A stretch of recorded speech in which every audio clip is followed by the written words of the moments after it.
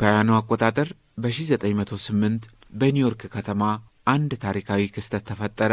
በከተማው የሚገኙ 15000 የሚሆኑ ሴት ሰራተኞች የሥራ ሰዓት እንዲሻሻል፣ ተመጣጣኝ ክፍያ እንዲከፈላቸውና ሴቶች በምርጫ መሳተፍ አለባቸው የሚሉ ዋና ዋና ጥያቄዎችን በአደባባይ በሰልፍ አስተጋቡ። ይህ ከሆነ አንድ ዓመት በኋላ የአሜሪካ ሶሻሊስት ፓርቲ የመጀመሪያዋን ብሔራዊ የሴቶች ቀን ማወጁን ተከትሎ በአውሮፓውያኑ 1910 በዴንማርኳ ኮፐንሃገን በተካሄደው ጉባኤ ላይ ክላራ ዜትኪን የተባለች ግለሰብ ቀኑ ዓለም አቀፍ ሆኖ እንዲከበር ያቀረበችው ሐሳብ ተቀባይነት አግኝቶ እነሆ ለዚህ መድረሱን ተሰንዶ እናገኘዋለን። ይደርስባቸው የነበረው አካላዊና ስነ ልቦናዊ ጉዳት ያንገሸገሻቸው ሴቶች ለመብታቸው የታገሉትና ነጻነታቸውን ያስከበሩበትን የትግል ታሪክ መነሻ በማድረግ በየዓመቱ የካቲት 29 ዓለም አቀፍ ሴቶች ቀን ትርጉምና ፋይዳ ባለው ሁኔታ ሲዘከር ቆይቷል። ዘንድሮ በዓለም አቀፍ ደረጃ ለ114ኛ በኢትዮጵያ ደግሞ ለ49ኛ ጊዜ ሲዘከር ፈጣንና ቀጣይነት ያለው ሁሉን አቀፍ ለውጥ በሴቶች ተሳትፎ ይረጋገጣል በሚል መሪ ቃል በሀገሪቱ ሁሉም አካባቢዎች በተለያዩ ዝግጅቶች ተከብሯል። በዚህ መሰናዶ በደቡብ ምዕራብ ኢትዮጵያ ሕዝቦች ክልል የተፈጥሮና የሰው ሰራሽ መስህቦች ባለቤት ወደ ሆነችው ኮንታ ዞን እናመራለን።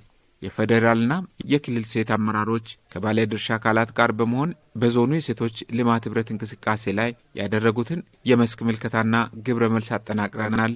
አብሮነታችሁ ከዝግጅታችን ጋር ይሁን።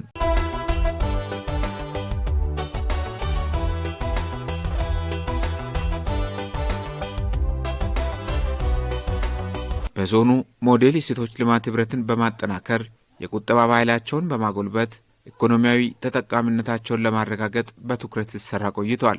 በአዳራሽ የተለመደውን የበዓል አከባበር ስነ ስርዓት ቀይሮ በመስክ ምልከታ ላይ ማተኮሩ መሬት ላይ ባሉ እውነታዎች መነሻ ጥንካሬዎችን ለማላቅ ለጉድለቶች መፍትሄ ለመሻት ትልቅ አበርክቶ እንዳለው ተመላክቷል። ከተለያየ የፌዴራል ተቋማት ነው የመጣ ነው። ከሴት እህቶቻችን ጋር በጋራ ለማክበር ነው።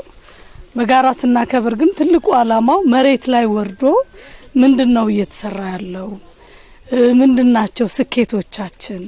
እንግዲህ እንደ ሀገር በርካታ ኢኒሼቲቮች አሉ።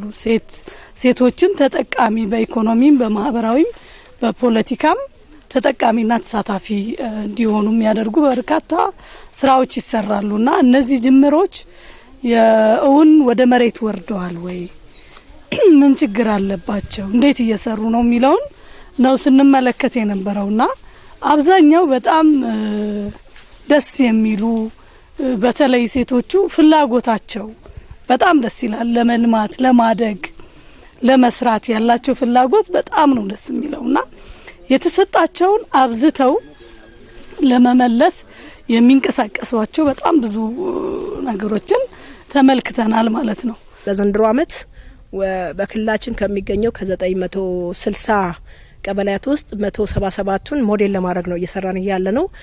በሴቶች ልማት ህብረት ሞዴል እንዲሆኑ የሴቶች ልማት ህብረት ሞዴል ናቸው ስንል በቁጠባው በጤና አገልግሎት ውስጥ መጠቀም ያለባትን በትምህርት ራሷም ልጆቿ የምታስተምርበትን ቁጠባ በመቆጠብ ኢኮኖሚ የምታሳድግበትንና በህዝብ መድረኮች በማህበረሰቡ ውስጥ በሚደረጉ የሰላም የልማት ተሳትፎን ልታሳድግ በማድረግ እነዛን ልማት ህብረት ሞዴል በማድረግ በቀበሌ ውስጥ ያሉ ልማት ህብረቶችን ሞዴል በማድረግ ቀበሌው ሞዴል ማድረግ ስራ ነው። በየወረዳው 3 ቀበሌ 177 ቀበሌዎችን ሞዴል አድርገን ስራውን በዛ መልኩ ያስተካከልን እንሄዳለን። ቀዳሚው የጉብኝት መዳረሻ የሆነው በዞኑ በግብርናም ሆነ በኢንዱስትሪ መስክ የተሰማሩ ሴቶች ምርትና አገልግሎታቸውን የሚያስተዋውቁበት ኤግዚቢሽን ነበር። የኢፌድሪ ሴቶችና ማህበራዊ ጉዳይ ሚኒስቴር ሚኒስትር ዴኤታ ወይዘሮ ሁሪያ አሊ ኤግዚቢሽኑን መርቀው ከፍተዋል።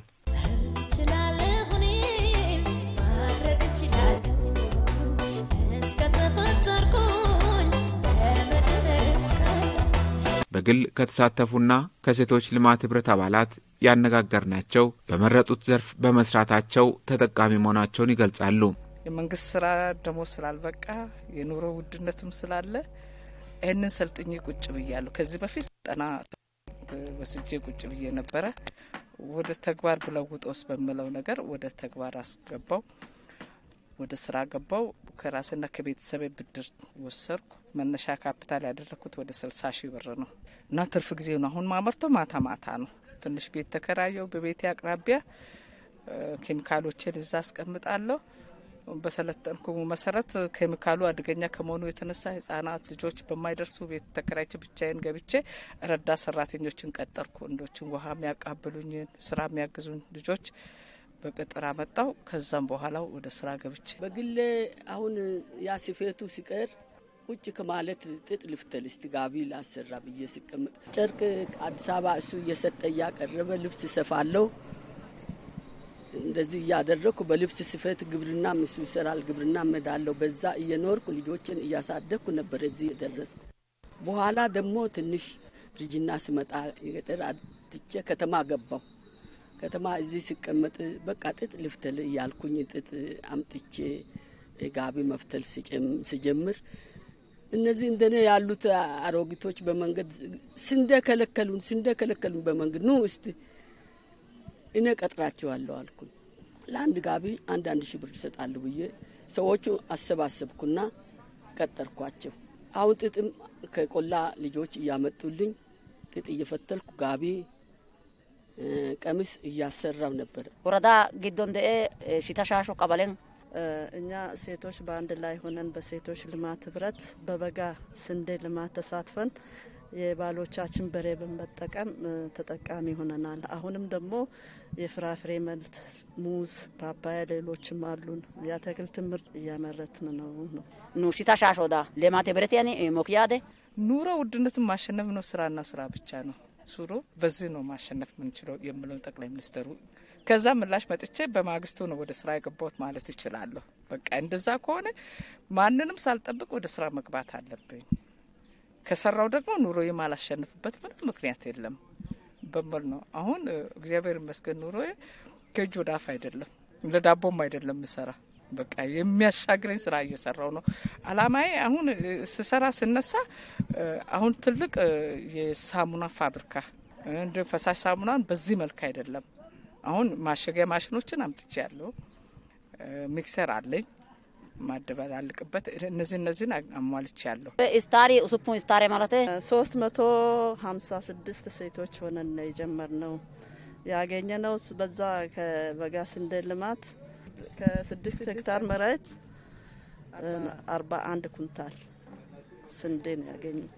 ኩሽያ ጸሌባንቲ ለማት ብረተን ኪተትዲ ሴቶች ያመረቱት ምርታቸውንና አገልግሎታቸውን አውጥቶ የሚያሳዩበት ገበያ የሚያገኙበት ትስስር የሚፈጠርበትና ማምረት መስራት እንደሚችሉ ለማሳየት የተሰሩ ስራዎች አሉ። እነዛን ያሳየንበት ቀን ነው በዓሉን መሰረት በማድረግ ምክንያቱም የሴቶች ብቃት የሴቶች ተሳትፎ በሀገራዊ ልማት ላይ ከፍተኛ ሚና ስላለው ያንን ለማሳየት የተሰሩ ስራዎች የታዩበት ነው። የሴቶቹ የስራ ፍላጎትና ተነሳሽነት የሚያበረታታ ሆኖ ሳለ የመሰረተ ልማት የብድርና የገበያ ትስስር እድሎች አለመኖራቸው ተጽዕኖ እንደፈጠረባቸው ይገልጻሉ። እያሰራው ያለ ጥጥ ጠፋ።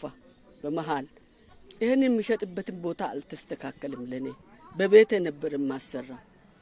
ሰዎቹ በቃ አንድ እያሉ እነዚህም በየህን ብር ለምን ልክፈል እያልኩኝ አንድ እያሉ ወደ ቤታቸው ቆዩ ብዬ እንዝርቱም አለ እቃውም አለ ሸማኔዎችም በየቦታው አሉ። ቤት ለቤት እያዞርኩ ነው የሚሸጠው። ልክ ማታ 11 ተኩል ከስራ ከወጣው ማታ ሆቴሎች ዙሬ ነው ማስረክበው እና ለተጠቃሚ በሙሉ ቤት ለቤት ነው ስራዬ። አሁን ቦታ የለኝም። ይሄ ቦታ አለ በዚህ ቦታ ግዙ አለንም። እንደገና ከኔ ጋር ስራ የሚሰሩት የስራ እድል የተፈጠረላቸው 7 ሰዎች አሉኝ። በዚህ ብቻ የሚተዳደሩት 2 ሰዎች አሉኝ። በመስክ ምልከታ ወቅት ሴቶቹ የጠቆሟቸው ተግዳሮቶች ተጨባጭና መልስ ማግኘት ያለባቸው ስለመሆኑ የአመራሮቹ ምላሽ ለውጤታማነቱ ፋይዳው የላቀ ነው። እንግዲህ ያየነው የብድር አቅርቦት፣ የቦታ አለመመቻቸት፣ መንገድ ወሳኝ ነገር ነው።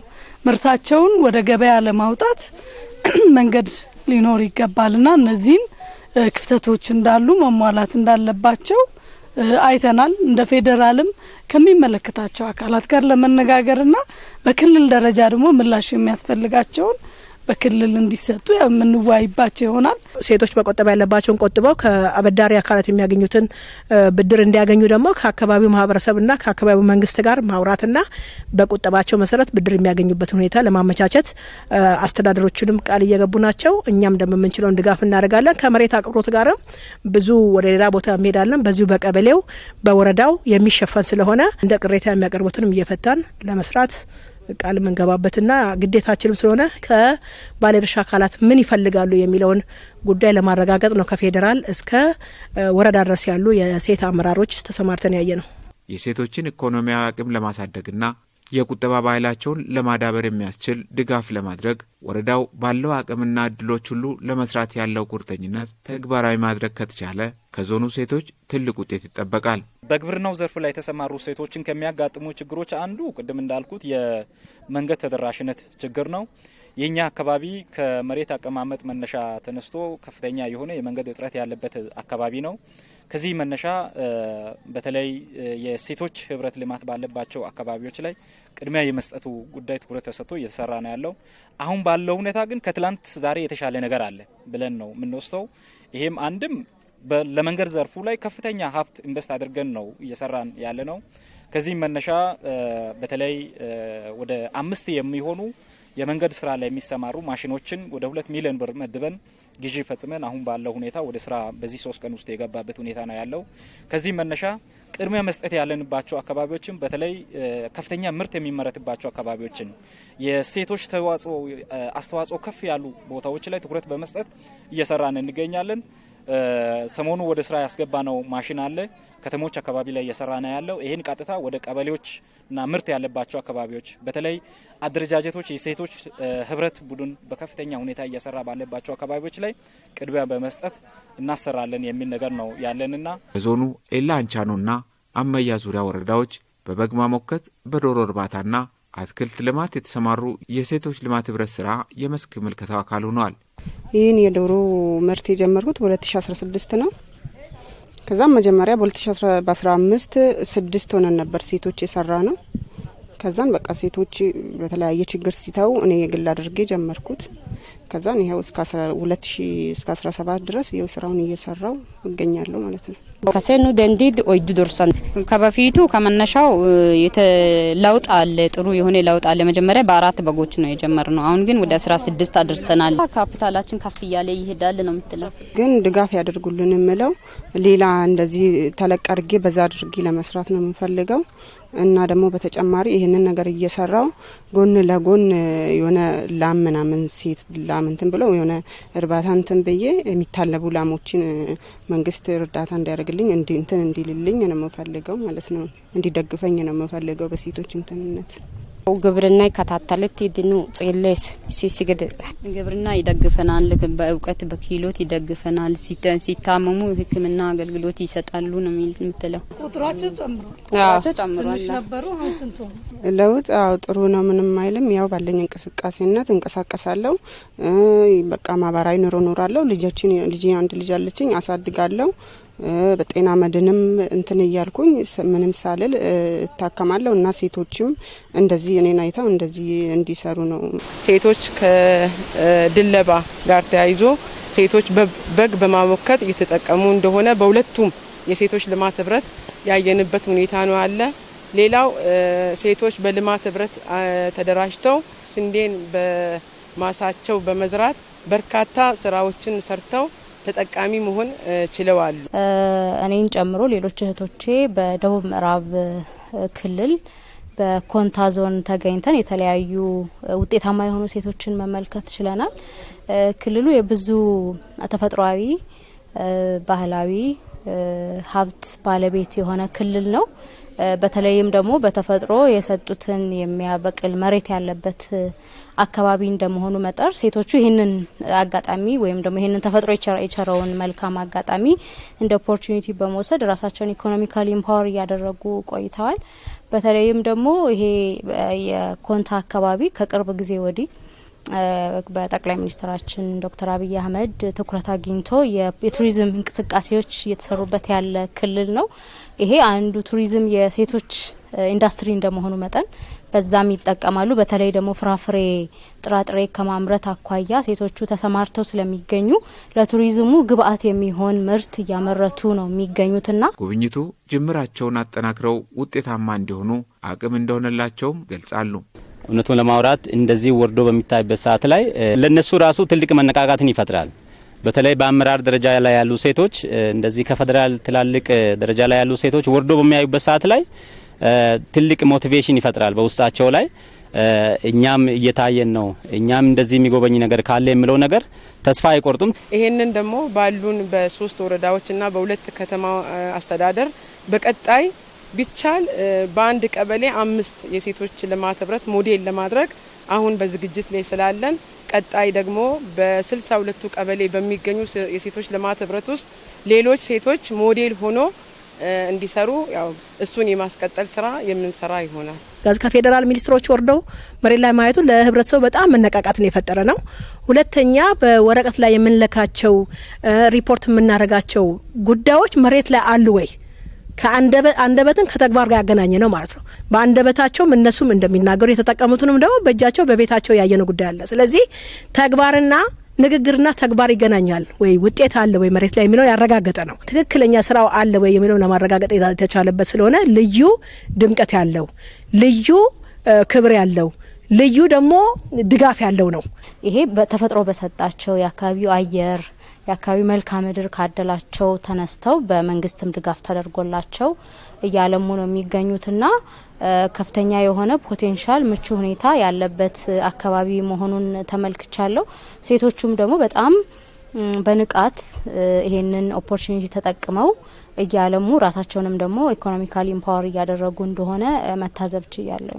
በልማት ትሩፋት ተግባር የተፈጠረው ተነሳሽነት ሴቶች በተለያዩ የገቢ ማስገኛ ዘርፎች በመሳተፍ ተጠቃሚ እንደሆኑ ያስቻለ ስለመሆኑም ተጠቁሟል። በሴቶች ልማት ህብረት በፖለቲካው፣ በማህበራዊው፣ በኢኮኖሚ የሚሰሩ ስራዎችን በ5 መሰረታዊ ሀሳቦች ላይ ስራዎችን ነው ምልከታ ያደረግነው። በዚህም ሴቶች በኢኮኖሚው እዛ ውስጥ በመደራጀት ቁጠባቸውን የሚያሳድጉበት፣ በጋራ የሚቆጥቡበት፣ በጋራ ቆጥበው ደግሞ የተሻለ ምርታቸውን የሚያመርቱበት፣ በግብርና ተሰማርተው ግብርና ምርትን የሚያመርቱበት፣ በቁጠባ ደግሞ የተለያዩ ድለባዎችን የሚሰሩበት ስራዎችን ይሰራሉ። በኢኮኖሚ እያንዳንዷ ሴት ከኢምፓወር ትደረጋለች፣ አቅም እንድታገኝ ትደረጋለች። የመወሰን አቅሟ እንዲጨመር የሚደረግ ስራዎች ነው የተሰሩት። እንዳየነው የሴቶች የልማት ህብረት ላይ በደንብ አጠናክረን መስራት አለብን የሚለውን ቢወሰድ ጥሩ ነው። እነሱን ማጠናከር፣ መደገፍ፣ እንዲሰሩ ማድረግ ያ ብቻ ሳይሆን ከሌሎች የማህበራዊ አገልግሎት ትስስር እንዲፈጥሩ ማድረግ ያው ጤናቸውንም ሌሎችንም ጠብቀው እንዲሄዱ መስራት አለብን የሚለውን መወሰድ አለበት። እዚህ በርካታ ስራዎች እንደ ሀገር ተሰርተዋል። የመጡ ተጨባጭ ለውጦች አሉ። አሁንም ያልተሻገርናቸው ተግዳራቶች አሉ። ይሄ ተቋም ሁልጊዜ እንላለን የሚሰራው በቅንጅት ነው። አንድ ተቋም ብቻ የሚሰራው አይደለም። ሁልጊዜ በህግ የተሰጠን ማንዴት አለ። ሁሉም ተቋማት ስለ ሴቶች፣ ስለ ህጻናት፣ ወጣቶች፣ አካል ጉዳተኞች፣ አረጋውያንን አዘር ቨርነራብል ግሩፕስ የምንላቸው ለተለያየ ችግር የተጋለጡ ዜጎችን የመደገፍ ኢኮኖሚያዊ፣ ማህበራዊና ፖለቲካዊ ተጠቃሚና ተሳታፊ የማድረግ ግዴታ አለበት።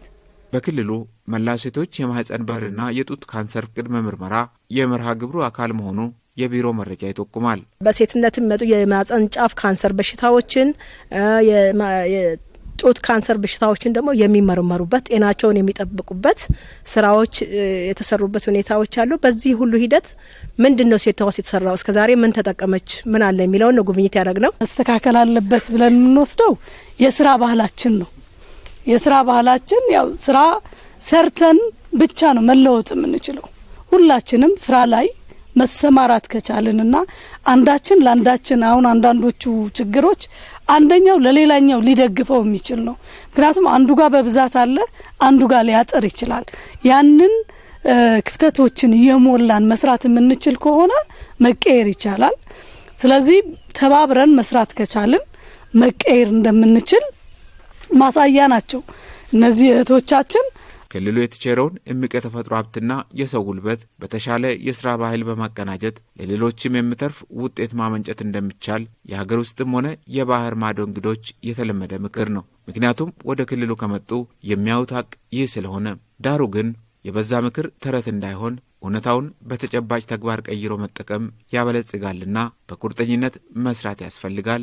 ሰላም ለሁሉም መትረፍ የሚችል ሀብት አለና ደቡብ ምዕራብ ላይ ተዝቆ ያላለቀ ያልተጠቀምንበት አልነካ ነው ማለት ይቻላል። ሀብቱ አልተነካም። ስለዚህ ያንን ሀብት ቀንና ሌሊት ሳንል እንግዲህ አንዳንድ ጊዜ አንድ ጄኔሬሽን ወይ ደግሞ ትውልድ ዋጋ ይከፍላል። ለቀጣይ ትውልድ ዋጋ ከፍሎ ነው። ስለዚህ እኔ የሚመስለኝ ይሄ ትውልድ ዋጋ ከፍሎ ለሚመጡት ልጆቻችን ወይ ለሚመጣው ትውልድ ትልቋን ደቡብ ምዕራብ ትልቋን ኢትዮጵያን ማውረስ ይቻላል።